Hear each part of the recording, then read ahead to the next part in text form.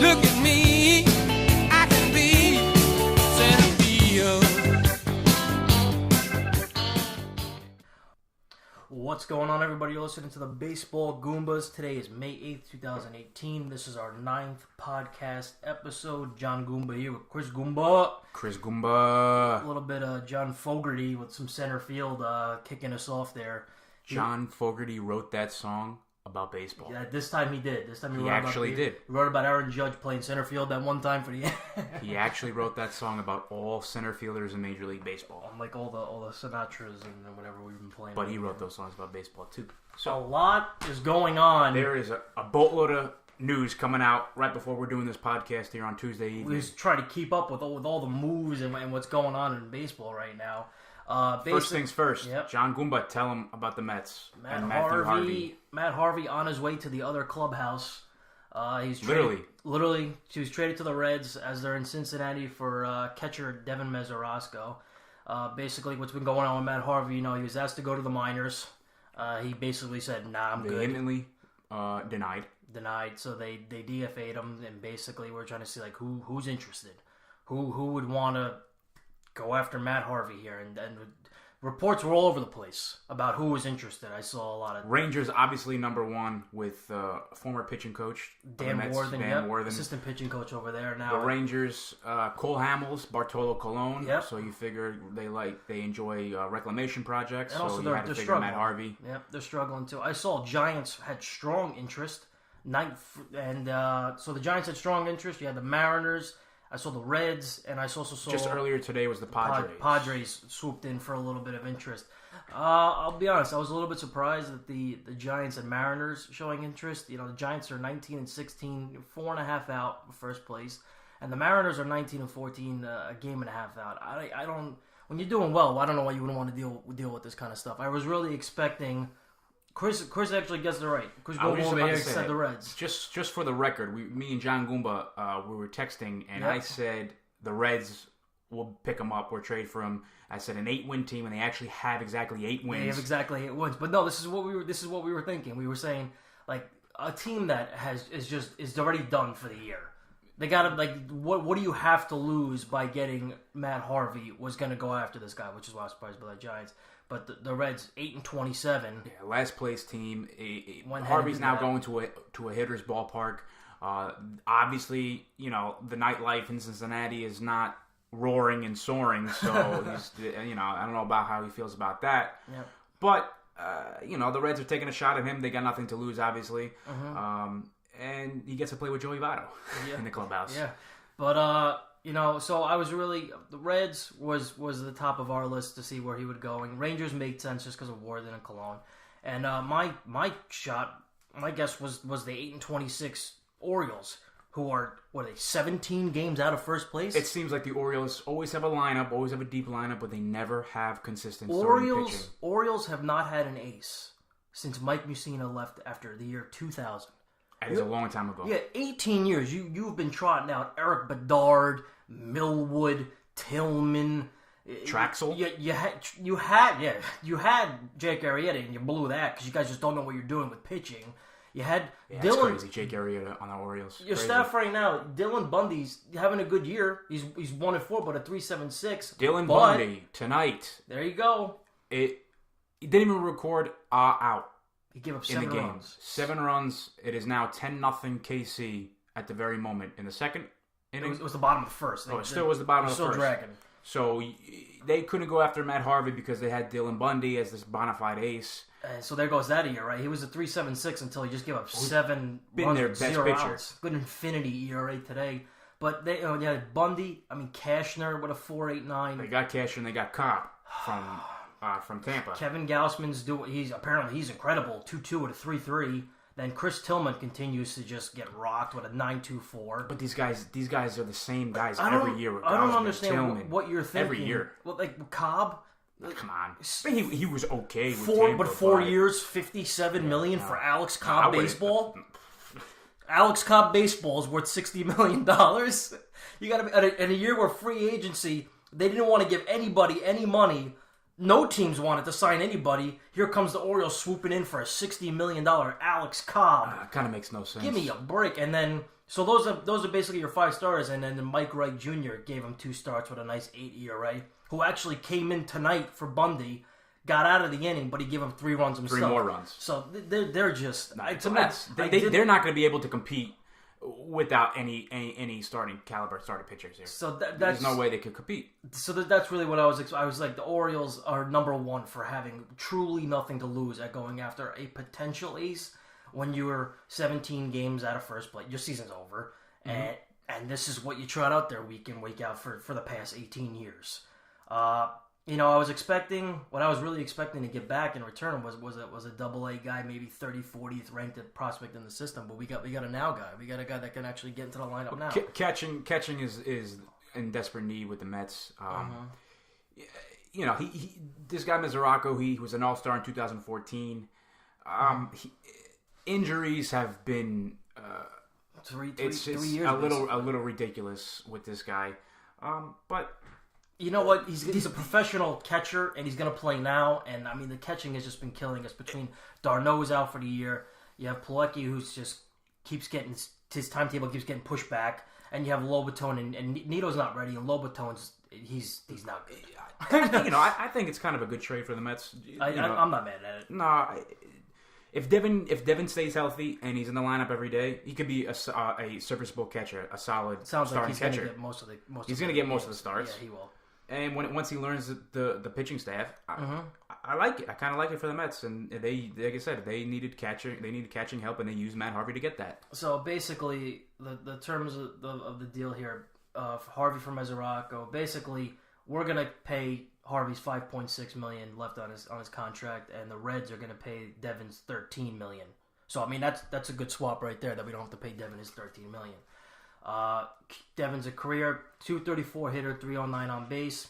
He did have that 1 year. He was an All-Star, 14 I believe, 273, 25 home runs, 80 ribs. So you know what he's capable of. He's done it before, but since then he's just been nothing but injury ridden. 2015 he played 23 games. 16 he had a whopping 16 games, and 17 he's setting records with 56 games. I mean, the Reds he lost his job to Tucker Barnhart. Yeah, they're fine with their Gold Glove catcher. I mean, I would be too. Guy's a Gold Glover. So again, they got nothing to lose, so they'll ship Devin across the way. Honestly, the same boat as the Orioles though. Like, they always struggle to find good pitching. I know it's a hitter's ballpark, but I mean, how many years are you going to trot Aaron Harang as your ace? Bronson Aurelio. Oh my God, they did another team that just continues to struggle and just not find a way to have an elite pitcher on their team. So I mean, it's a good move for the Reds. I do like it. The Mets need some kind of boost right now. Yep. They're still crashing back to earth. They're still only a game out of first. But, now that the Matt Harvey saga is over and they shipped him out, they can, clear their heads about that, and that doesn't necessarily have to be in the back of everyone's minds, all that drama or the soap opera that we like to talk about. Yeah. So, now's the time to right the ship and try to get back into the swing of things like they were in the first couple weeks of the season, where they started 11-1. I mean, we knew the Mets weren't 11-1 good, but, I don't think they are this bad that they're playing right now. No, they'll. I mean, we're gonna. This is baseball. You go on runs and then you go on winning exactly. streaks, losing streaks. You go on peaks and valleys, and you got to come out of it on top, and try to play above 500 the rest of the way. So it was basically a classic "our problem for your problem" trade, and it just kind of worked out for both squads. One number I needed to know as soon as this happened is his caught stealing percentage. Because this is where the Mets have been struggling for since Piazza. So basically, his career caught stealing percentage is 25%. And I've said it multiple times before, Darno is at 21% and Pilecki's at 23%. Now, to put that in perspective, Yadi Molina's career is 41%, and Ivan Pudge Rodriguez is at 46%. So honestly, with the Mets really, they traded for Travis Darno 2.0. Hopefully not. But honestly, when you look at... That's something you don't want to trade for. Devin Mesoraco, 25% caught stealing. A career .234 hitter with pop. I see Trav. I mean, the team was winning with Trav. I mean, with him in the lineup, he was doing, I guess, okay. I mean, we know what Travis can do. His .250 with the 15 home runs, but I mean, honestly, and then another injury-ridden catcher. You traded for Travis d'Arnaud, but this one's healthy. Well, hopefully he can stay healthy and not be Travis d'Arnaud 2.0. The last thing we need is the Devin. last thing. Yeah, Devin can't go down for a fourth year in a row on us here, because then, I mean, this trade will be it'll be rough. But one other note on Harvey, kind of like what the final straw was. Callaway was talking about the whole Matt Harvey situation and wondering, was the bullpen the right move? Should have been minor leagues. And again, there was no way Matt Harvey was going to the minor leagues. I know. There was no way. He talked about ego. There's no way he was going to the minor leagues.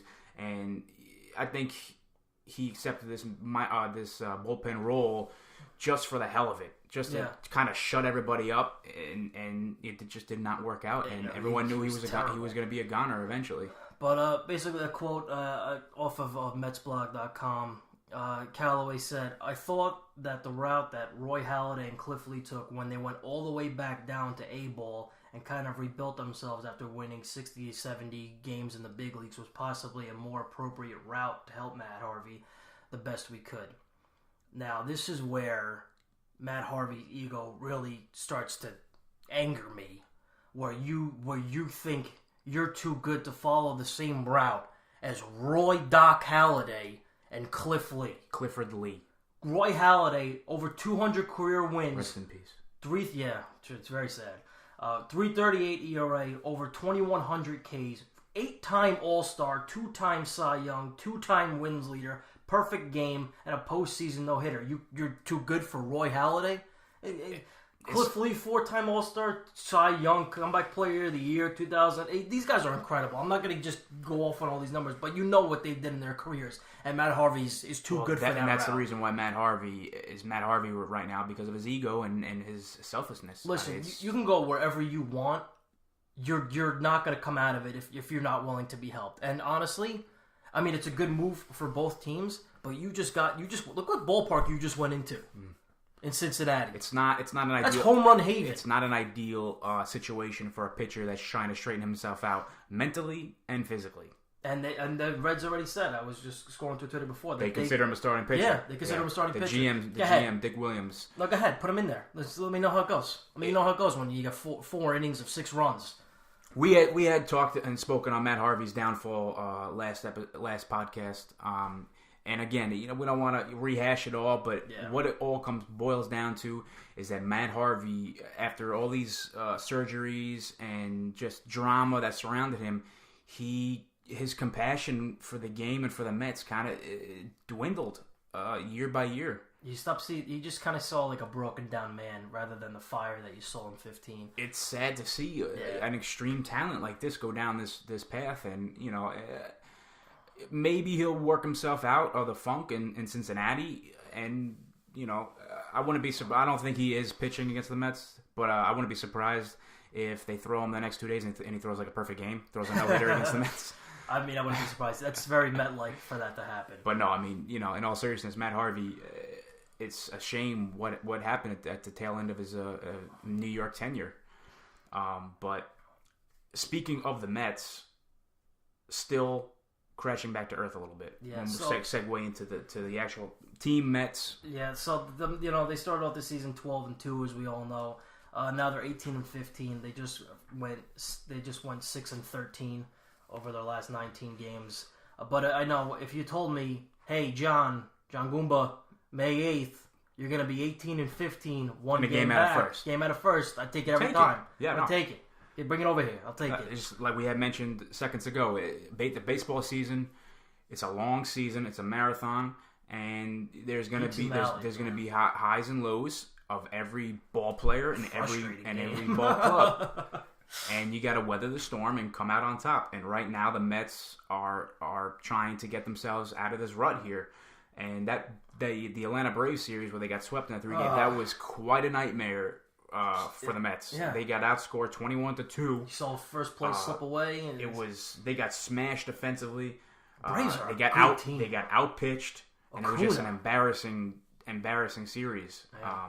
And now Jacob deGrom is on the DL.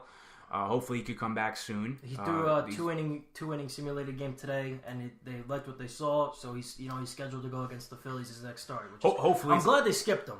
Oh yeah, you can't be risking risking DeGrom on this team. It was a good idea to skip him. I'm so glad we finally treating our pitchers for their health. It would have been a huge mistake to throw him out there his next start because it's still even though they escaped major injury.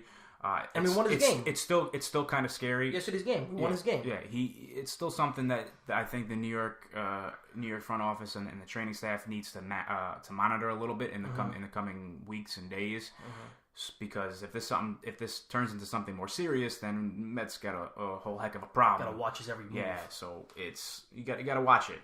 But is it the injuries? Is it the underwhelming offensive production? It's the offense. Rosario is non-existent. They were shut out. Conforto, three of the last 5 games before Bruce, last night. Cespedes, he'll get on track, but he's slumping. These guys are slumping. Yeah. Conforto is channeling 2016, and during that campaign, he got sent down. Yep. I have a hard time believing that's going to happen this time I around. don't think it will. He had a nice oppo shot last night, which was the signature Conforto left field home run. It's good to see because they've been questioning his power and his strength since coming back from the injury. So right now, 198, 2 home runs, 7 ribbies. Pretty ugly numbers, but he's getting on base. Is this like kind of his spring training still? Yeah, he had like 1 week of live hitting before the season started, and they're like, okay, you healthy, you good to go? Okay, come on, and then he came up. Had a nice opening game against the Nats, hit a home run, and then he did nothing since. So, you could tell he's up there. He's just a little lost, trying to get his timing back. But he'll work his way through it. I think the day off the other day was good. He came back, hit a home run. I just think he's got to, just get a little extra BP. He'll be fine. He's Conforto.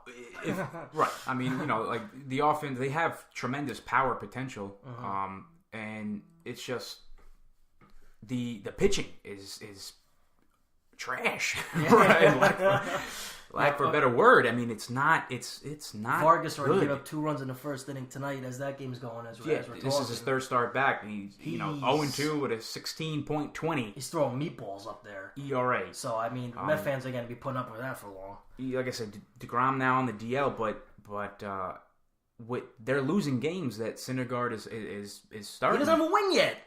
He's 0-1. You can't get, this guy needs some runs. Get Syndergaard some runs. With the suspect pitching that they have behind, Noah and DeGrom, you have to win the starts that Noah throws.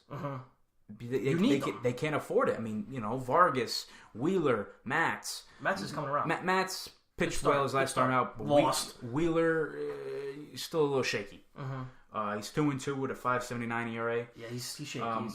Fair. So, you got to hope that score some runs for Noah. Score some runs for Thor. It's pretty ridiculous. I just hope that this Red Series is a way for them to get the bats going. It's a home run. Like yesterday's game, it's a home run friendly ballpark.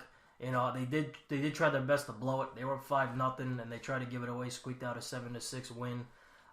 Conlon, I guess he stepped up a little bit, 3 2/3 with 3 earned runs. You know what? Just eat some innings and you got the win, and you got DeGrom his day off. So I'm glad they did that. You said it best. The Mets, yes, they weren't 11-1 good, but I also don't believe that they're this bad, and it'll all even out, and I think they'll come around. I really do. Last night's game, the 9th inning, Rays, they did try their best to lose the game. The top of the 9th, we're up 1 run. Cespedes leads off with a nice double, trying to get that insurance run in. Here comes Reyes to pinch run. Bruce comes up, hits a clear single to right field. Reyes doesn't get a good read, gets held up at third base. So now you got first and third, nobody out. Here comes Cabrera, strikeout. Here comes Frazier, double play. Nobody scores. We're up 1. And you're hoping Familia has it, which he did. His sinker looked filthy, but Reyes just continues to hurt this team with his 139. Can't even run the bases. He's up there skipping around on second base. He's not even paying attention. Clear single, but glad they pulled it off. And hopefully, you got to take this series against the Reds. You have to take the series against the Reds. You can't. It's the last place squad. You can't let these guys win 2 or 3. No, you can't. 8 wins. 8 wins, and they actually took 2 against the Braves a couple weeks ago, which was huge. So I mean, you gotta win these games. I hear you. Just a quick sum up on the moves that happened within the hour before we came to do the podcast. Basically, you had you had Harvey from Mesoraco. We all know that. PJ Conlon was sent back down, and Corey Oswalt came up to take his spot just for more bullpen help. Frazier going on the 10-day DL with a hamstring. Right. And Luis Guillorme called up. And, he's got a quick hands, good glove. They were just a little worried about his ability to hit. I guess we'll see. I mean, I'll take some good defense right now. He is. If you don't know who he is, he's the guy who caught the bat that was let go and caught in the dugout. Remember that spring training 2 years ago? Yeah. But he caught the bat that went flying out of that guy's hands into the dugout.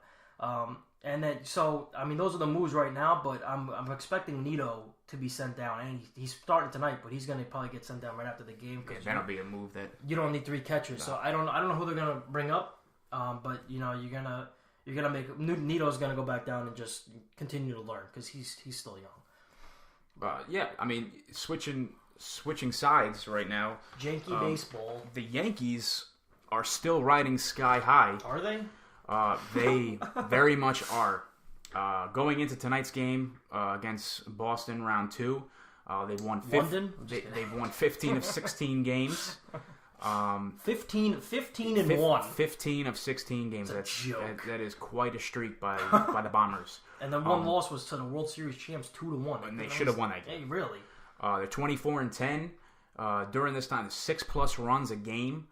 Starting pitching 2.06 ERA. The pitching has come around. Sonny Gray has had 2 nice starts recently. Shockingly. So remember when I said the heavy hitters coming up with the Angels, with the Indians, and the Astros? Okay. They passed that test with flying colors. I said play 500 ball, and they lost almost one played game. Right.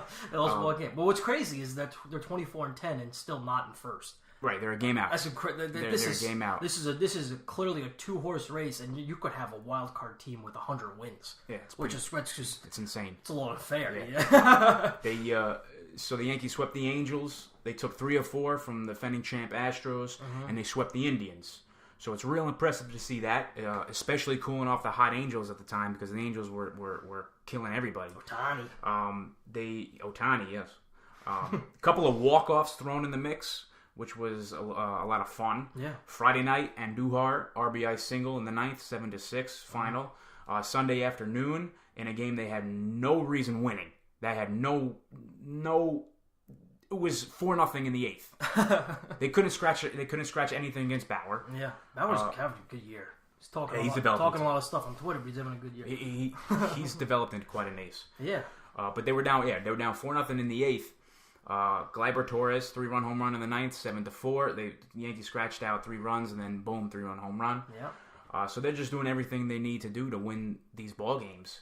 And they're outslugging teams. They're come from behind wins, out pitching teams, and they're winning close games. You know when they were 9-9. So everything is just coming together. When they were 9-9, like they played 500 ball with a terrible bullpen, and the middle of their lineup hitting like 130, stands at 180, 200. Exactly. You knew they were going to go on a run. I didn't think 15-1, but you knew they were going to start playing some good ball sooner or later.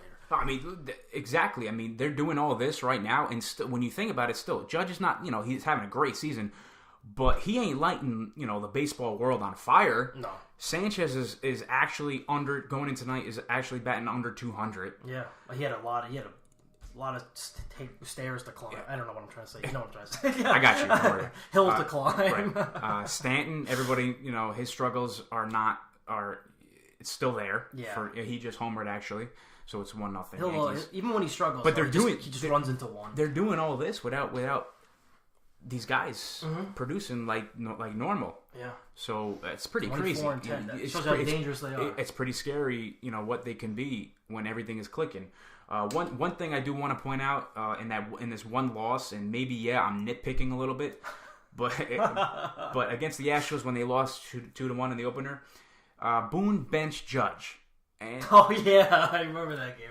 I mean, again, listen, it's modern day baseball. You guys all know my feelings about this, about the modern day game. Analytics. But kid's young. He's 26 years old. DH. You know, I don't think he needs a breather yet. You know, play him. Maybe he could run into a home run and they would have won the game with a 2-run shot, 3-run shot. Would have tied the game. He pinch hit and walked. So if he can pinch hit, obviously he's itching to play. It was just I don't know, just a questionable little thing in my mind. If you want to give him a rest, let him take 3 at bats. Yeah, that's plenty of rest. Again, the kid's 26 years old. It's Aaron Judge, one of the faces of baseball, faces of the team.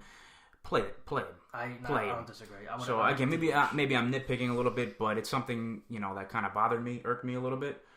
But I mean, they ran into a buzzsaw named Charlie Morton anyway, so maybe none of it really would have mattered. It's untouchable. It's untouchable. Between him and Garrett Cole, that is a dangerous team. As long as they keep Ken Giles in the bullpen and never bring him out of it, they're a scary team again. Goodness, Ken Giles. Ken Giles is something. Yeah. Anyway, so now Boston comes to town for 3 games starting tonight.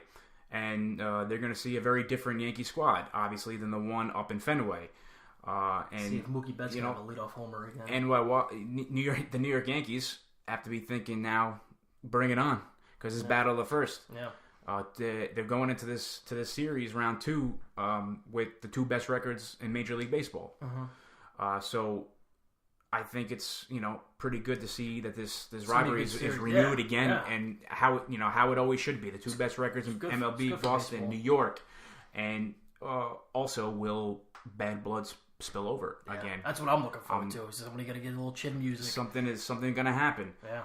With Austin and Joe Kelly, dangerous Joe Kelly. He pretty much said he was a psychopath.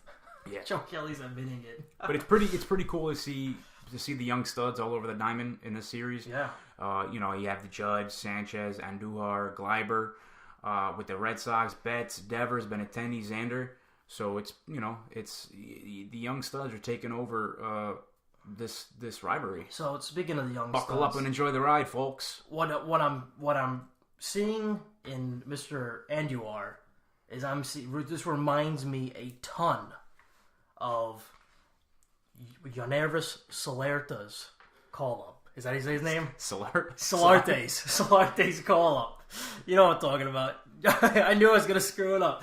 Whatever. Solarte's call-up. Solarte. Went to the Padres or whatever. Now he's on Toronto. Yes. So, basically, during Andujar's first 14 games, 60 plate appearances, he had 316, 8 doubles, and 3 home runs. What you see with Solarte, in his first 16 games, he was hitting 370, 7 doubles, and 1 home run. After 75 games with the Yankees, Solarte hit 254 and was traded for Chase Headley. He was actually sent down a couple weeks before that, came back up, went 1 for 10, and they sent him away. Now he's a career 268 hitter. So when I see Andujar come up hitting, 316 over this almost the same amount of games, and I see that he's now down to 274 on the season, only 3 walks in 110 plate appearances, his on base is 291. He reminds me a lot of Solarte, and he's a career 274 in the minors.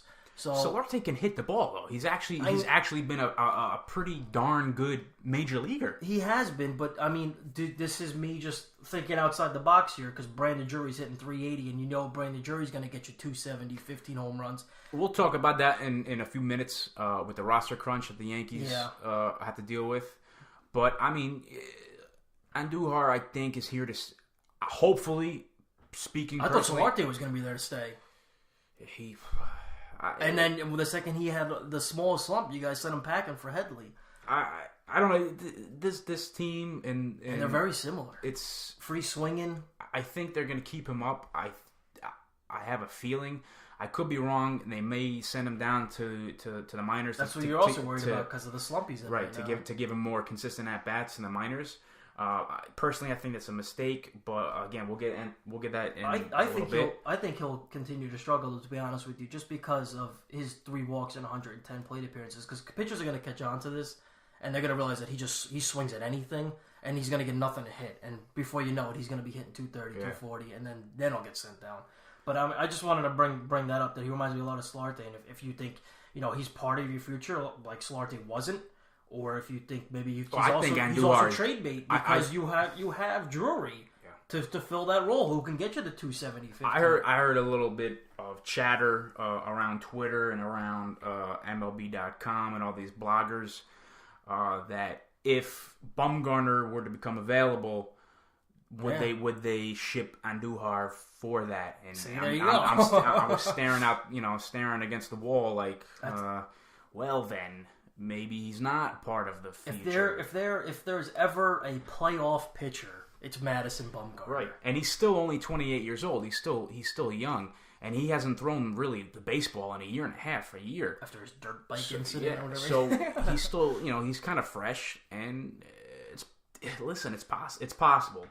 I think he's a good piece that you can get rid of now for a lot more value than I think he's worth. That's my thought on it. Yeah. All right. So speaking of Andujar and Drury coming back. Yeah. So with this roster crunch, they're gonna have some decisions to make. They're crowded with bodies now. Greg Bird. You almost don't want him anymore. Nah. he's on the fast track to come back soon, as is Drury. They're getting crowded. It's in the Bronx. They're gonna ship some guys out, and what it comes down to is you have Torres, who he's the second baseman. He's entrenched as the second baseman. Yeah. So I think he's out of the equation. And then you have what we just said, Andujar at third. He's in the mix to get sent down, and you have a fan favorite Neil Walker, who's obviously been the worst Yankee so far this season. However, he is coming around recently within the last week or two. But he's got a track record. He's a major leaguer. I know he's got a track record. I had him. He's boring. Neil Walker's a very boring play. He's just consistent, but he's very plain. Yeah, he's plain Jane. Yeah, he's plain Jane Walker. So yeah, Torres obviously he's a future star in the Bronx. He's here to stay. He's hit safely in almost every game he's played in so far. He brings a mature, youthful energy. Again, Andujar should stay. He's cooled down, obviously, but no one stays hot forever during the course of the season. You always like to see your kids stay up and do well, so I don't blame you. He's got a ferocious Gary Sheffield-like swing. Yeah. He hit that walk-off Friday night, so he's young. He's been young, dynamic. He's been a hitter so far. He's still batting .274, 3 home runs, 13 RBI. It's not like he's batting 100. I'll take. You want to bring 274 to the Mets? I'll take it. No, I want him playing third base for the New York Yankees. Give you Matt Harvey. I want Miguel Andujar playing third base for the New York Yankees. I'll give you Devin Mesoraco for Andujar. No thanks. But when he gets hot, he could be sizzling. He doesn't stop hitting. I think he should be the future third baseman. I really do. Drury, they said he could have been back by now if it was needed, but obviously it's not. Plenty of rehab. Yeah, he's played like an 11 or 12 rehab games. Obviously, they don't need him right now because they have trust in Andujar, or else he would have been back by now. They would have rushed it, yeah. So he should stick because they traded for him. They clearly like his potential, and he's been okay when he was on the field. Yeah. He plays third base, left outfield, so he's got some versatility. Again, Neil Walker, he's batting 189. He's been coming around recently, but trust the track record. He's proven he can be a major league hitter. He also he plays both corners and second. Yeah, he covers third base, covers first base, second base. He can play all. That weighs your decision a lot. Is just the ability to play multiple positions like that. So, in my opinion, keep Greg Bird down there. I'm tired of Greg Bird coming up. That's what I'm saying. You almost don't even want him anymore. But they're in love with Greg Bird, so of course he's going to stick. So there's no question about that. But realistically, let's be honest, Greg Bird, who knows if and when he does come back, he'll play 2 games and all of a sudden there's something brewing in his foot again or his ankle. It'll be something. So, in all honesty, Greg Bird, how about that crunch? Ship him. Yeah. But you never know. That's actually not a bad piece either. Right. He's still got value before he's Nick Johnson. Right. Yeah, and he's about 90% Nick Johnson already. Yeah. So my toe. Likely between Walker, Tyler Austin, and Andujar. And it's possible that they do send Andujar back down to the minors to get consistent at bats, and maybe even bring him up, towards the end of the season. Listen, even if they do bring him, even if he does get sent down, he could be up a week later. Yeah. I mean, he's gonna be the first man up. Is what it will be. Austin has more experience at first base, so that kind of gives him an edge. But it's possible they'll send him down. Yeah. So it's something that they need to consider. And overcrowd is a good problem. But they do have, the Yankees are carrying 13 pitchers right now. It's not really needed. So one pitcher, Jonathan Holder. I mean, why can you stop with him? I don't understand. Can you please end this Jonathan Holder experiment? In a one-run game, they bring him in with a quote unquote the best bullpen in MLB. Break. But again, they're carrying 13 pitchers. They're driving me nuts.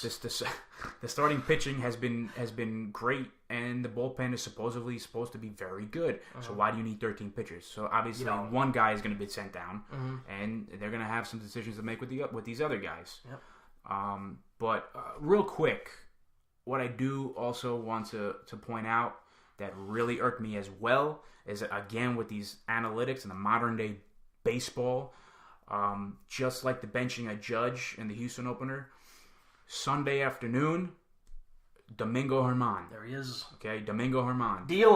Wheeling and dealing. Wheeling and dealing, and then wheeling and dealing to take him out. Aaron Boone took him out when he was pitching a no-hitter. After 6 innings. 84 pitches. Okay, and I don't need to keep saying it. I understand it. I understand all of it. But maybe... Something about no-hitters. Maybe it's just my old school baseball mind. Leave the guy in when he's pitching a no-hitter. No, Han. What do you have, like 140 pitches? See, that's Got it. He got the no-hitter. He wrote his career, but he got it. Why? He's young, yes, because it's May, sure. But, we saw it Friday night with the Dodgers. Walker Buehler was pitching a no-hitter, and they actually did a combined no-hitter. Yeah. But we had tweeted out Friday night that it's just like a combined no-hitter doesn't have the oomph. Shades of the Astros against the Yankees. Yeah, right. Wagner closing it out. There's no oomph to it. It's that's cool, neat. And next. Oh, that's great. Yeah, it's a historic. Okay, what's happening today? But it doesn't just lacks the oomph of the traditional no-hitter. It doesn't really go in the books. Yeah, and it's old school baseball, but I hate it. I really do. It was his first career start. Obviously, how cool that would have been in his first career start the kid throws a no-hitter. Yeah. And I don't know. That might have been honestly, I don't know. I didn't look anything up, but maybe that was could have been the first one in history of baseball. But you could have taken history away from this kid. Obviously, there's no telling how things would play out the rest of the game if he would even had a chance to throw the no-hitter. But post game, he talked about dreaming as a kid, as just like everybody else, every other major leaguer, about pitching a no-hitter or a perfect game as a kid. And, crushing this kid's dream. Yeah. Come on, leave him in. Yeah. And this goes for all managers across baseball. Yeah, leave these guys in. Let them make history. I will say after this is his livelihood. Yeah, I will say after this whole no-hitter thing, I kind of looked into Domingo, and his stuff looks pretty nasty. But what's crazy is he's your 14th ranked pitcher in your system. Yeah, nobody even out of MLB.com. He's number 14. Nobody even knew about Domingo Germán, except for the Yankees. That's how loaded you are in the minors with these young kids. That he has had a 7-year minor league career, and his ERA is 2.86. He was in AAA last year with 13 starts, 7-2 with a 2.83, and this guy's number 14. No, he's pitched exclusively as a starter in the minors, so it's not like he hasn't thrown many baseballs. So leave him in. I mean, you guys are locked. You guys are gonna have a nice young staff. Yeah, it's. If this guy turns out to be one of your, the way he's throwing and what the numbers I see from the minors, this guy's not number 14. I'm sorry. And if you have Sheffield pan out, Chance Adams, Domingo, you have Severino up there who's gonna want to be in the veteran of the staff. Yeah. And you can let Sabathia's almost about done. Sonny Gray, you're not gonna bring back after. No. So you're gonna have these nice young kids to give them a chance, and you can have a nice young. Little 96 Yankee staff we're going here. No, and again, Germán is going to get some opportunities to showcase himself because Jordan Montgomery, with his elbow issues, he's on the DL. He's reportedly out 6 to 8 weeks. Mm-hmm. So Germán is going to get a chance to shine. and he's 2-0 with a 3.62 ERA. Jordan Montgomery was 2-0 with a 3.62 ERA. I love him. Jordan too. He'll be part of that staff. Right. So you have Jordan Montgomery as well. With his injury stint, Herman is going to have a chance to cement his show up in the majors. You have Chance Adams, Justice Sheffield lurking. Yeah. We mentioned it below, like you said. And I do think Sheffield's on the fast track to the majors because they just promoted him to AAA. And his first start a couple days ago, 4 innings, a little over 4.2 innings, 2 earned runs, 6 Ks, 4 walks. So he's got to tone down the walks. But I think he'll be, soon. I really do. Yeah. And it's just... I mean, you have other guys like Albert Abreu, Matt Sauer. You have so many pitchers that 2 or 3 pan out of the 14. You're golden. You guys are locked and loaded with pitchers. So I agree. Sonny Gray is not going to be a fixture in this rotation. Thanks for your service. Yeah, thanks, but no thanks. Yeah, have a nice career. But hopefully, hopefully the Yankees can take this series against the Bo Sox for round 2 here and continue their historic run. And we'll see if there's any bad blood coming in these next 3 ball games. Yeah, I did see Joe Kelly was wearing, real quick, Joe Kelly reportedly wore a shirt that was kind of dissing Tyler Austin or something like that. I gotta look into that. Yeah, I was, which is kind of weird. Take it easy, Joe. Like, relax. Like, you're looking for a fight already. Yeah. And the game didn't even start yet. I gotta read more into that, but I did see that real quick. But I gotta go look. Yeah. We'll check that out. But that about wraps up this week's episode. As always, thanks for listening. Check out next week's episode. And as always as well, subscribe to our YouTube channel, our iTunes, our SoundCloud, and be sure to give the Goombas a follow on our Twitter @WeAreTheGoombas. Hey. Goombas Gan. Salud. Arrivederci.